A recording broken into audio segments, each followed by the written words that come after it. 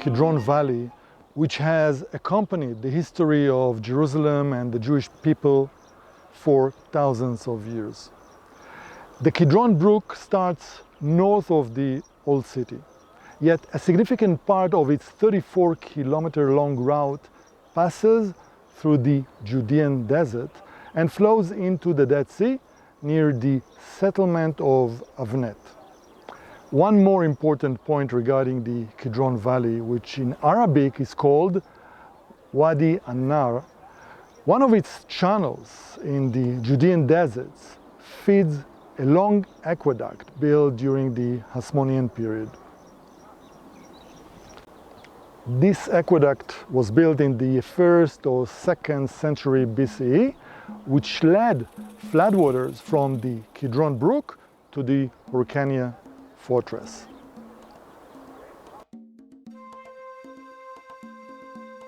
Throughout ancient history, the Kidron brook had several essential roles in the daily life in Jerusalem, and I will mention some of them. Let's start with the fact that the Kidron brook formed the eastern border of Jerusalem. This can be learned from several events in the Bible. For example, when Absalom rebelled against his father King David, and David ran away while leaving Jerusalem, the Kidron brook is indicated as the city's boundary, as written in the 2nd book of Samuel, chapter 15.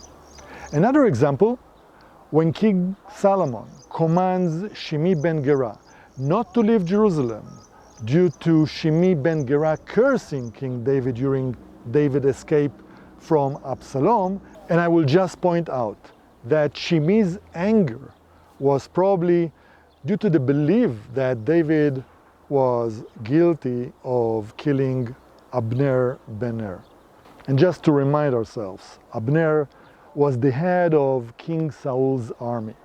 He also believed that King David was responsible for killing of Ishbosheth, which was King Saul's son.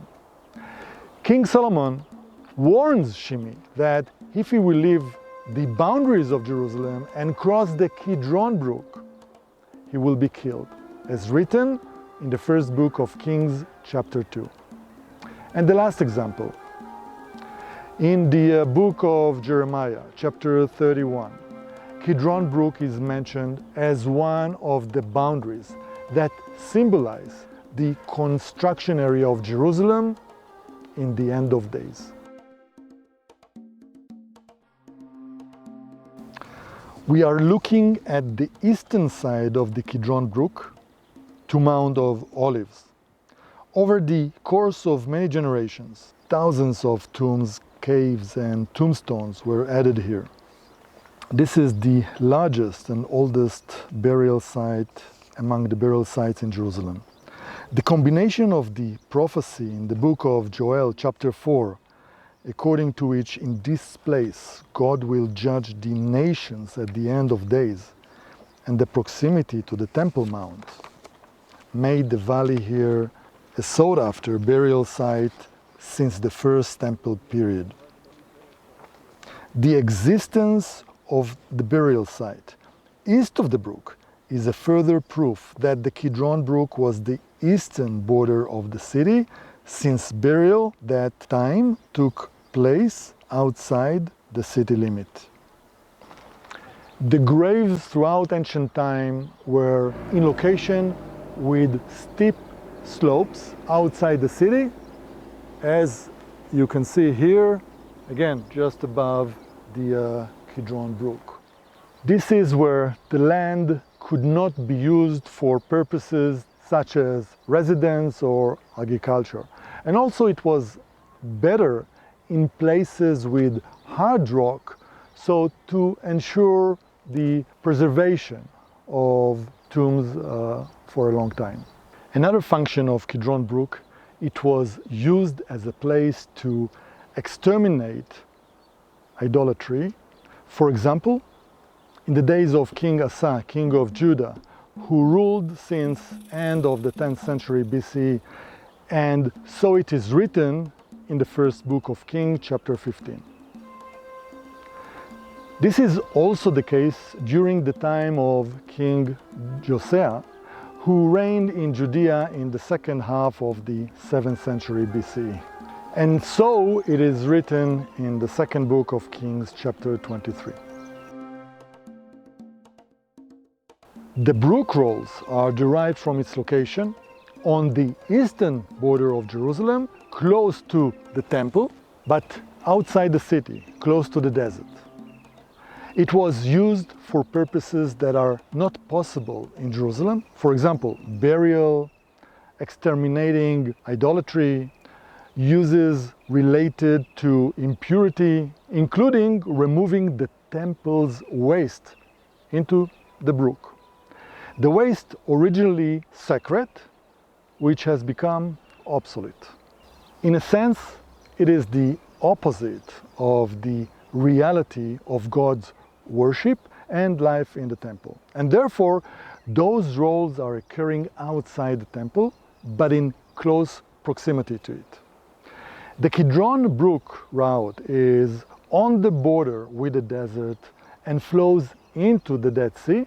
On one hand, the brook separates the city from the desert, yet at the same time, the brook connects the city to the desert by the fact that it is leading to it. On one hand, its roles are symbol of impurity, diseases, and death. But the brook with its water makes it possible to maintain life, and not just life. I'm talking about life of purification in the holy city of Jerusalem. The Kidron brook is one of the large drainage basins in the eastern part of Jerusalem. A city whose water source and water conveyance system to its storage pools were among the decisive factors that dictated the place of its foundation and the directions of its expansion.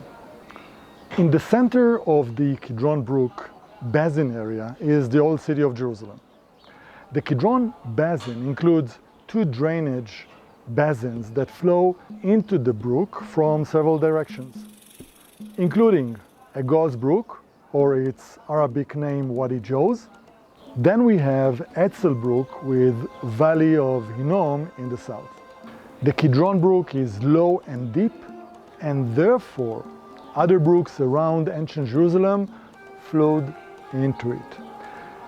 These valleys and brooks shaped the topography of Jerusalem in ancient times and defined its borders.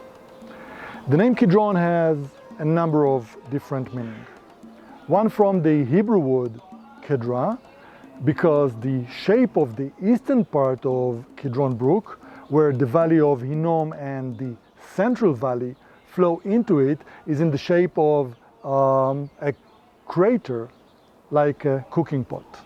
A different meaning from the Hebrew word koder, meaning dark, because the lower part of the valley is surrounded by mountains and is therefore dark and gloomy during some hours of the day.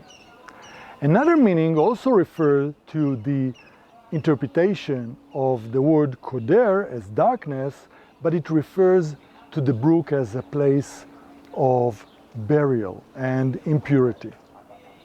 The last option attributes the origin of the name Kidron to the Hebrew name Kadarim, which are potters in English, as workshops of potters were along the brook. The archaeological mapping indicates the presence of many wine presses, terraces, oil mills, and cisterns in the Kidron basin. These also testify to the existence of agricultural activity in the area adjacent to the city. And perhaps another important topic related to the Kidron brook is the Omer. The Omer was the first grain offering that the Israelites brought to the temple from the first ripening barley at the beginning of Passover, as commanded in Leviticus chapter 23. Only after bringing the Omer, it was allowed to eat from the new grain. Omer used to come from the Kidron Valley. Because of this, the valley of the Kidron stream was part of the sanctity of the Temple Mount. And to conclude, as usual, I have a question for you. The Kidron Valley, in the area close to the Temple Mount, actually where I am, there are 3 monumental tombs. What are their names?